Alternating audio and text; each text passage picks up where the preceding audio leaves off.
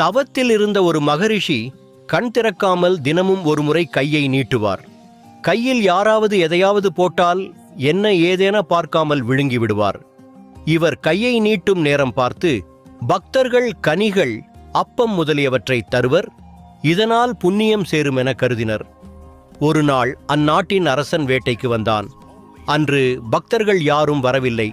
அந்நேரத்தில் மகரிஷி கையை நீட்ட அவரை பரிகாசம் செய்யும் நோக்கத்தில் மன்னன்தான் வந்த குதிரை போட்ட சாண உருண்டையை போட மகரிஷியும் வாயில் போட்டார். மன்னன் சிரித்தபடியே போய்விட்டான். மறுநாள் முனிவர் ஒருவர் அரசவைக்கு வந்தார். முக்காலமும் உணர்ந்த அவர், மன்னா, நேற்று நீ காட்டில் தவமிருக்கும் மகரிஷிக்கு குதிரை சாணம் கொடுத்தாய் இல்லையா? அது நரகத்தில் மலை போல் வளர்ந்து கொண்டிருக்கிறது. நீ நரகம் வந்ததும் அதை உண்ண வைப்பர் என சொல்லிவிட்டு சென்றார்.